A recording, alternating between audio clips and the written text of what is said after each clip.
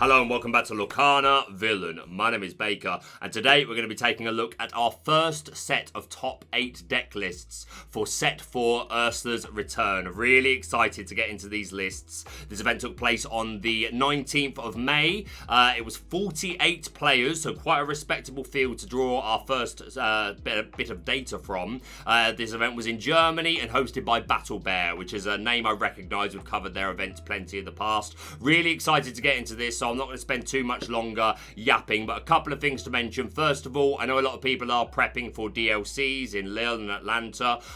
My next video after this is going to be looking at deck lists from set 3. I didn't get time to cover a couple of weeks ago the pack event, the Revenge of the Fifth event, which wasn't intentional. I was just too busy. But then when I did come around to it, I was like, maybe we put it off a little bit longer and we cover it just before the DLCs, because I know Ursula's Return is just I kind of feel sorry for the people. Well, I don't feel sorry for people going to DLCs. I'm jealous. I want to play. I just want to go. But at the same time, this shiny new set's just come out, and they're like, I want to play with the new toys, but at the same time, I've got to be in set 3 mode.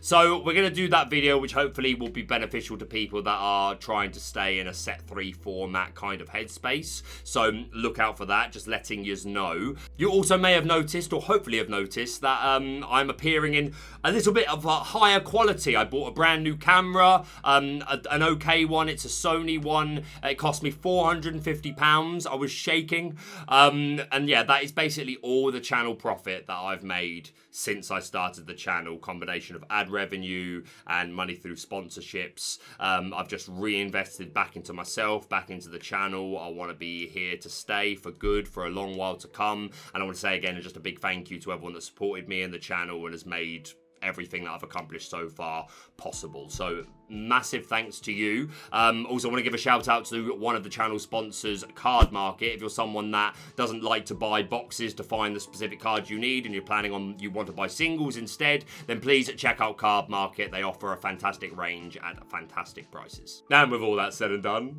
let's see the deck lists! Alrighty, so in first place, with 62 cards, we have Nikolai, who is playing some Ruby Sapphire Control. Now, I'm going to zoom us straight to the Ice Block. 1 cost uninkable item from Sapphire and Chili Labor. Exerts, chosen character gets -1 strength this turn. Now, I am going to give the credit, or at least from what I could tell, for this idea, for this deck, to Sailor, who I'm actually in a testing group with on a Discord, and I was kind of there for like the creation of this deck. He was playing Ruby Sapphire and he was saying, oh, this ice block is actually, there's a lot of utility here. I'm gonna try it. And he started posting screenshots of like cool moments, and they just kept coming, and his win rate was going up. And again, it was early lab mode, so you can never be too sure. But the more it was played, the more we were all just like, this seems really good. And he posted it publicly himself before I started spreading it. But yeah, he posted it on his Twitter. So then I shared it on my YouTube as a community post. And yeah, it just makes all the sense. This ice block being a 1-drop item which this deck absolutely feeds on, mostly for Flavisham's sake, for drawing cards, and obviously Tamatoa to recycle them and to gain additional lore from them, so all that's good. But just the -1 strength for the turn is so much stronger than a lot of people would, including myself in this instance. I've always respected like cards that have what seemed like not a wide, but like I was behind Medusa from day one. A lot of cards that like, just because it references a low strength or a low amount of strength doesn't mean it's insignificant, but I definitely missed this ice block when I did my review. Hands up 100%. I did not see this. But yeah, -1 strength this turn. We're playing 4 copies of Madame Medusa, so all those cards that people are playing because they think it doesn't die to Medusa, which is the buzzword of, I think, Lorcana's entire history at this point.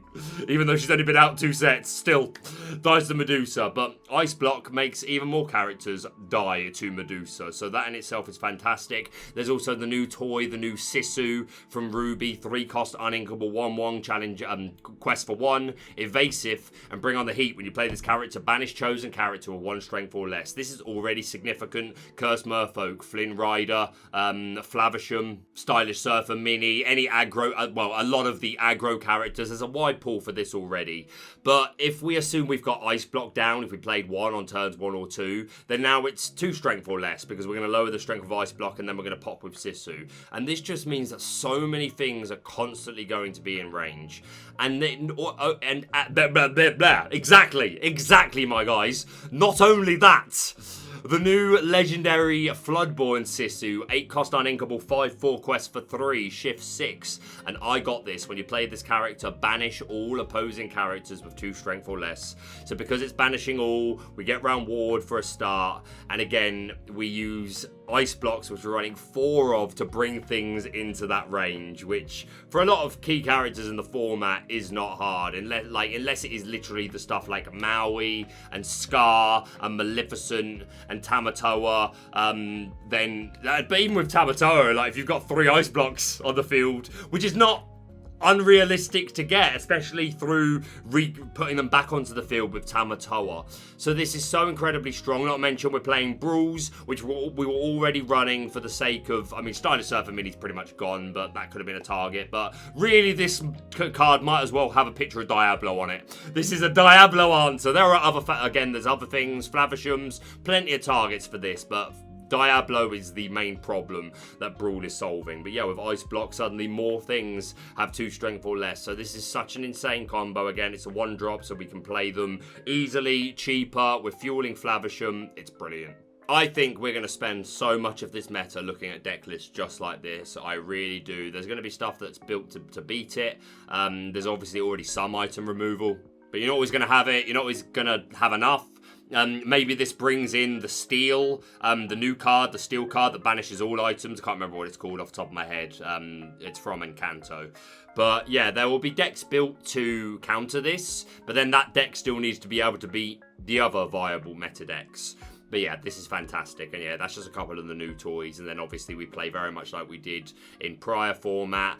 We've got Lucky Dime here to be able to immediately gain lore from characters as soon as we put them down. We're ramping, so hopefully we've got enough ink to do this. Tamatoa can quest big, or Lucky Dime can pop in big. And again, he's recycling characters. Recycling items. Maleficence for the control. The Scissors, as I mentioned, are gonna pop characters. Belle as well to be an aggressive quester when we get to our 10 ink and work with Dime really well. We've got 3 Scuttles here to find the Fishbone Quill, find the Porpsicle, find the Ice Block, find the Lucky Dime when we need it. We're also running 1 copy of Maui's Fish Hook, which can just be good, just to boost our strength, to take out bigger characters, deal with evasive characters if we don't have another way of doing it. I don't think you need to run this, but I think it's perfectly fine. We're seeing 4 Grand Martala here for some additional draw. Again, it is the deck's weak point. Again, Flavisham can be, if you can get a few like procs of Flavisham's ability, that can be enough. But if you don't, it's really nice to have these extra draw options. Maui for the control. We are running 1 copy of Scar, which Sailor wasn't running in their original list. But I like the addition. Again, just essentially a mini Be Prepared. But again, you can proc it with Dime. Obviously, Madame Medusa's. Sailor was originally running 4. I think I would want to run 4 just because these Ice Blocks are so good.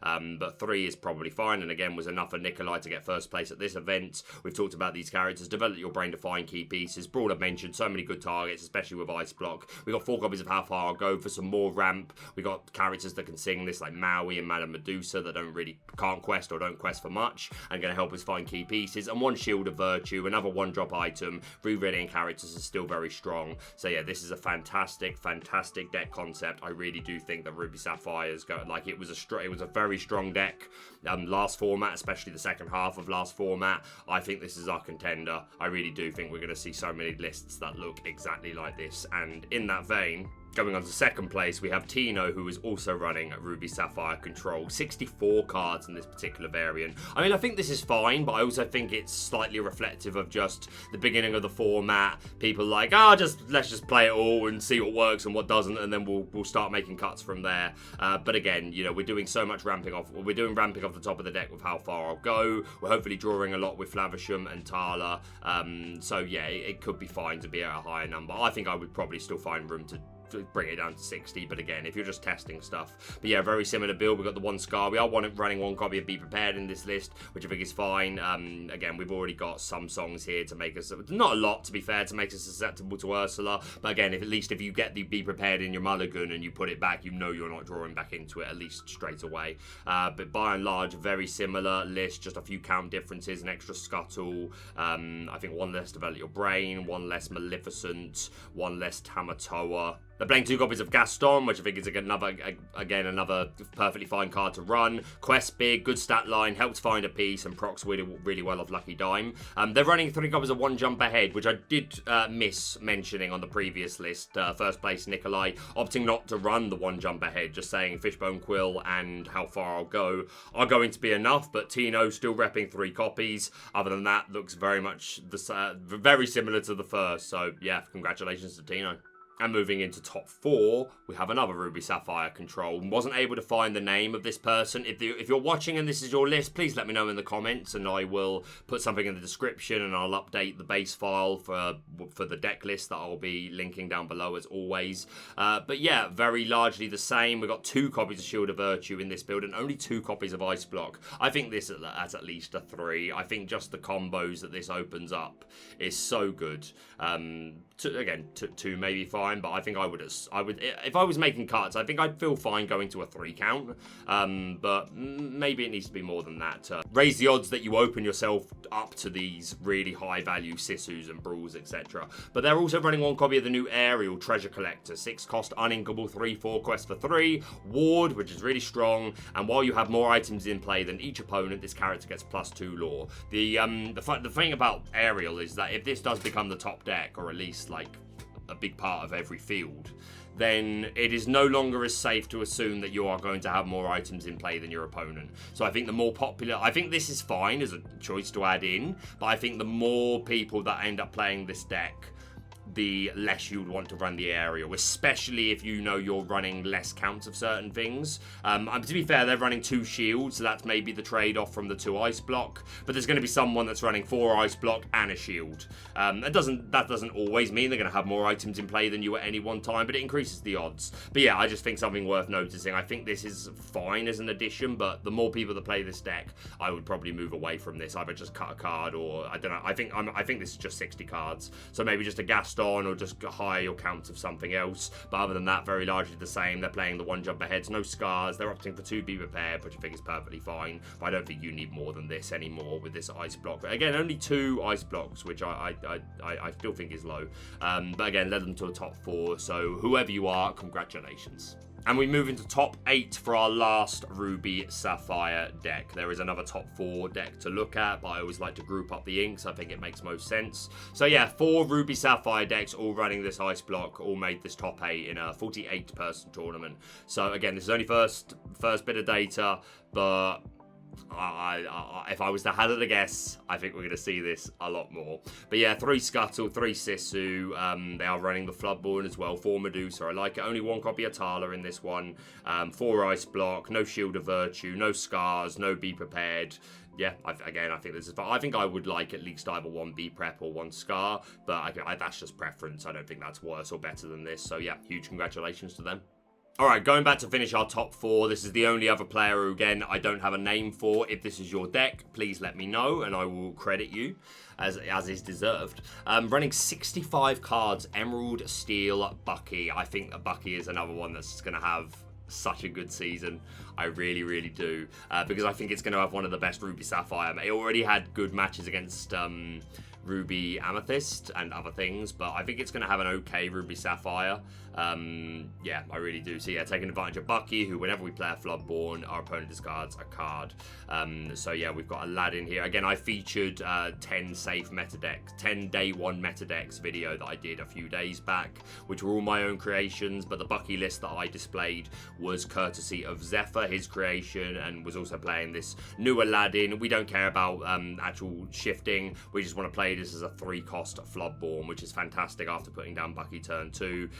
Alternatively, we have the new Diablo, who is a 3-cost Floodborn, so it's proccing Bucky, but is just slowly becoming thought of as just one of the best cards in the game. I was very hard on this card in my reviews, and I still stand by a lot of what I said, but it kind of seems that it just doesn't matter, that like there are a lot of ways that people can build to counter this. If they don't have it, it's like Beast. If they don't have it, he's going to get at least a value turn. And if you've got enough of these in your deck, I mean, this deck is only running 1, but there's other decks that are running the full 4. And they can't always have an answer, right? So yeah, if Diablo can stick, he's just so strong. We don't care about the shifting, although if you're interested, it's discard an action card. He has evasive and circle far and wide during each opponent's turn. Whenever they draw a card while this card is exerted, you may draw a card. So to be fair, we could shift. We're running 2 copies of Morph, so that is a possibility. But yeah, as soon as we can get him exerted, we start drawing every time they draw a card for turn, off Queen's Castles, off of a friend like me, so not friend like me, friends on the other side, rabbits, Rapunzel's, anything. So such a strong card, and really strong in this deck with Bucky. I would like an extra copy. Again, I think it's so good in this deck in particular. Also running 4 copies of Prince John, who's another 3-drop and going to help us draw cards whenever they discard. And then the rest of our Floodborns, we've got 3 copies of Donald Duck, Gentleman, who can let both players draw cards. And quite often with this deck, you get into a position where you let them draw a card just to immediately discard it. We've got 3 copies of 4-drop Dreadnought, who's got a wonderful stat line and draws cards when he banishes things. And of course, the new Pegasus Floodborn, 3/3, quest for 2 and evasive, shifts for 3 on top of the 4 copies of the 1-drop Pegasus Gift for Hercules that we're running, who's just a 1-drop 1/1 with evasive and 1 lore pip. One of the best additions to the game, this Pegasus. I do like the Floodborn, and again, it makes sense, especially in a Floodborn deck with Bucky, or if you want to sing things like Whole New World, but I think a lot of decks can just run this Pegasus, just have the evasive answer for me, or I'm going to sit here and just like cheat out some nice lore early game. We got 4 copies of Tragic Hero Beast, who's also a Floodborn, of course, comes with a wonderful draw effect if we can keep him on the field. 4 copies of the Floodborn Robin Hood, we can shift onto 4 copies of the Baby, and yeah, just Robin Hood, really good. Again, hates a heavy Medusa format, which I fear that it's going to become an even heavier Medusa format, but if he does stick, he's so good. Make them have the Medusa, and even then, again, we're a Floodborn deck, so just putting Robin Hood down has value even if he is removed. 3 copies of Tinkerbell, who's also a Floodborn with a chip damage and board control, and 1 copy of Cinderella Stout-Hearted, who just puts real pressure on the board, especially with 3 resist 2, can challenge ready characters if we sing songs, of which we have quite a few. Quest for 3, She Big. I mentioned that we're running 2 copies of Morph that can evolve, shift into any of these characters. Well, they shift into Morph. Regardless, it can. It's Ditto. You know what I mean. We've got 4 copies of Ursula to snipe songs. We're also running 4 copies of Ursula Deceiver of all to double sing songs. In that vein, we're running 4 copies of Sudden Chill for the discard. 4 copies of Let the Storm Rage On for 2 chip damage and to draw a card.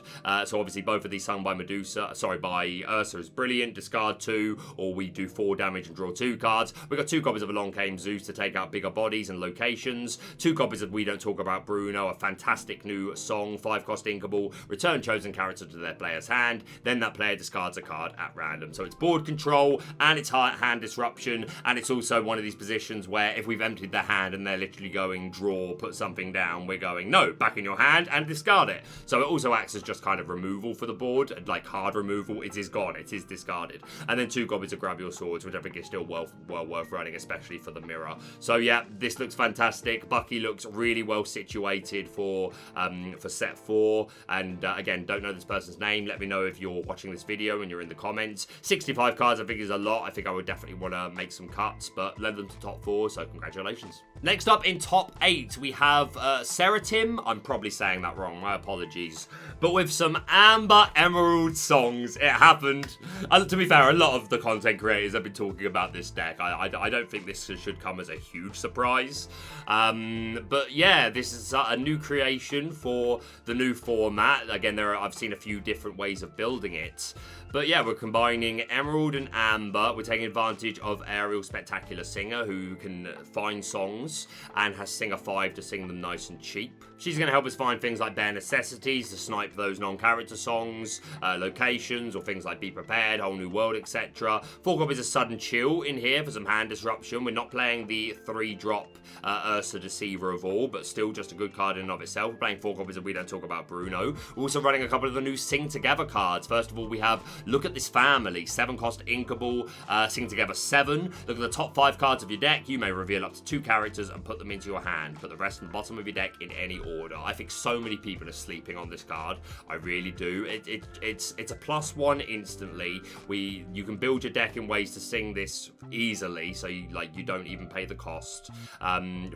Tutoring out key pieces is so important. I think this is really good. And we're also running 3 copies of Under the Sea, 8-cost Uninkable, Sing Together 8. Put all opposing characters with 2 strength or less on the bottom of their player's deck in any order. So it's board wipe, but into their deck, so no Chernobog synergy for you, and maybe we're making your deck less consistent. Gets around ward, and not only have we already talked about, there's already a lot of characters that already have 2 strength or less. I mean, look at this deck. Like, nearly everything in this deck would be targeted by Under the Sea.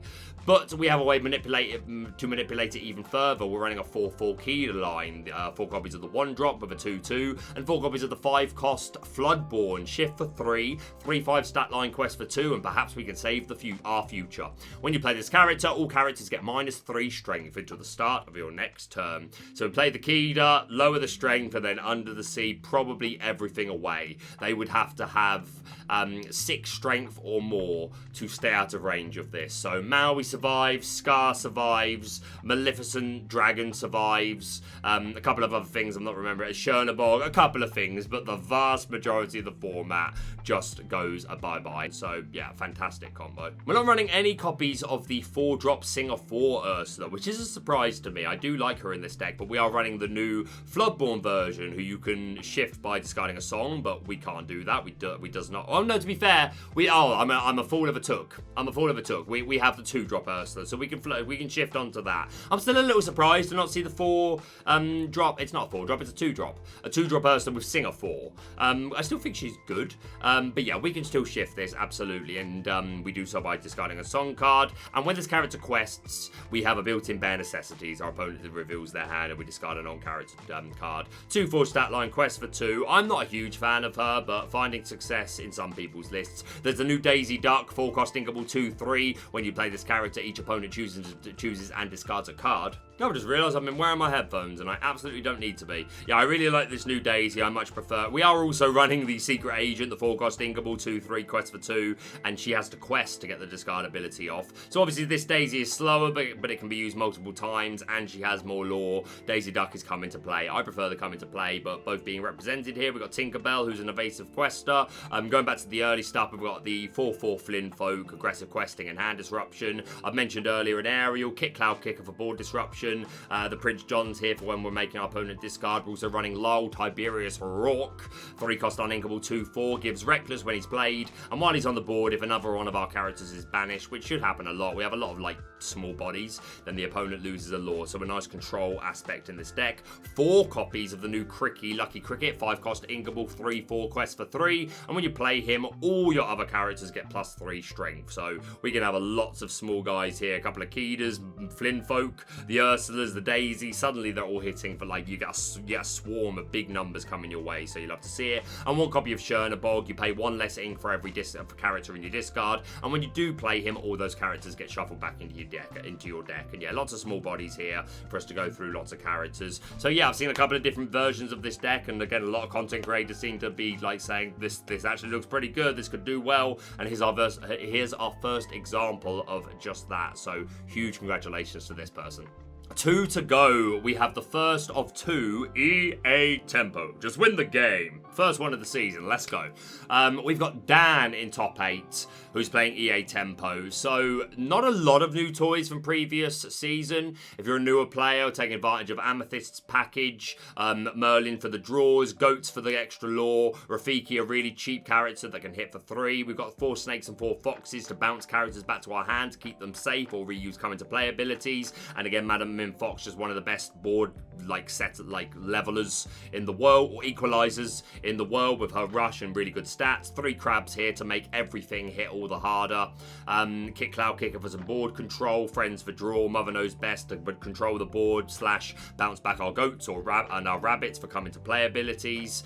3 copies of Queen's Castle. Again, if we can get characters there and draw cards, fantastic. But even if not, maybe we're just getting the lore game, which can be really good. And it's just a card that demands an answer. And of course, Ursula Deceiver of all, if she sings Friends on the Other Side of Mother Knows Best, we do it twice. So lovely, lovely, lovely. But the new toys, we are seeing 3 copies of the new Pegasus Evasive. No, as I mentioned, no Floodborn, but this is just a good card. Plus, again, we can boost it with Crab to take out opposing Evasive, so I think it's a fine addition. We are running 1 copy of the new Diablo. Again, if they don't have the answer and it sticks, you're going to get a lot of value. And sometimes it's about just making them use their answers.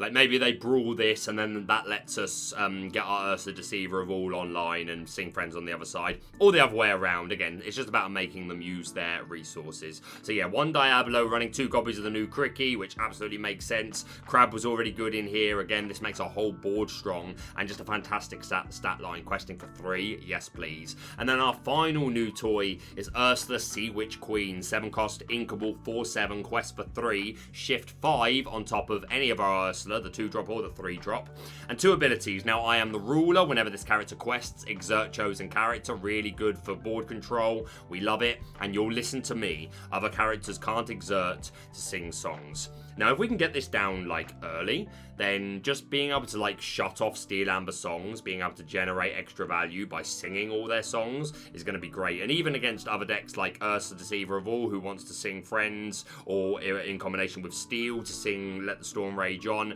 this is always a good ability. Yes, they can pay for it the hard way, but sometimes that just takes some juice out of what their turn could have been. So love it. And again, she's out of range of Medusa, and along came Zeus. To be fair, 1 ice block and Medusa's taken her out, but still, I think she's a great addition. Questing for 3, yeah, really, really looking really strong. So yeah, huge congratulations to Dan. And our final top 8 deck list, also playing some EA Tempo, we have Artabax, friend of the channel, really successful Lorcana player, has had a lot of success in a lot of online events and real life events as well. But yeah, great guy. We had him on the channel a month or so ago for a one-on-one interview to talk about him and his deck. And we had him again on the channel for the recent podcast where we had 4 guests talking about all things Lorcana. Really, really great guy, great player, great deck builder. I'm a big fan of Artabax, so it's great to see him get a top 8 here. And yes, he has gone a different way. For a start, he has completely dropped the 3-drop Ursula Deceiver of all. I think both builds will still see a lot of play throughout the format. I think it's perfectly fine to go the way of Ursula Deceiver of all or not. But I think the main reason that he's decided to do that is Artabax is leaning all the harder into Diablo. We've got 4 copies here. Artabax is going to say, have an answer, K, have an answer, K, have an answer. And if any of those times they don't have an answer, he's going to go yay, and it's going to be a lovely time for him. So yeah, different way of building it. Other than that, we're also running the 4 Pegasus, only 2 Rafiki. We've got 2 copies of Sir Hiss here to be an answer to opposing Diablo. Again, there are other evasive things that this is going to help with. Again, Pegasus, although it's a shame because it takes you out in return. Or to be fair, it also takes out the Floodborn Pegasus. So yeah, I think this is a really nice meta call, and you'll probably see this a lot in EA Tempo decks going forward, just to counter the Diablo, if nothing else. So yeah, big brain, big brain, big brain. We've got the Ursulas, the Foxes, the Merlins, everything else looking pretty similar here. We're running 1 copy of the Floodborn Pegasus, because why not? Just 1 copy of Cricky, 3 copies of Ursula Sea Witch Queen, 1 copy of We Don't Talk About Bruno, and then our song and location count looks pretty much the same. So yeah, looks really good. Huge congratulations to Artabax. And that's it for the top 8 deck list for the Battle Bear event. I want to give a shout out and a huge thank you to, I think it's Myria or Myria. I apologize if I'm saying saying your name wrong, but someone that very kindly sent me these deck lists over Discord, so huge thank you to you. Also, a reminder that I am a Dragon Shield affiliate, so if you're someone that tends to purchase from Dragon Shield online, you can use my affiliate link in the description below and code Villain5 for 5% off your purchase. But yeah, that's pretty much it. Really great to start seeing top cut deck lists for the new season. Again, I know a lot of people are still in set 3 mode, and as I said, we will do a video talking about set 3 deck lists very soon. I'm aware I still owe you a story. I promise I will have a very good reason for you why I've put it off. It'll be worth it when it comes. I'm getting that video, I'm telling you. But yeah, that's it from me for now. Thank you so much for watching. If you're brand new to the channel, please subscribe for all things Lorcana. Hit that like button to show your support, and we'll see you soon.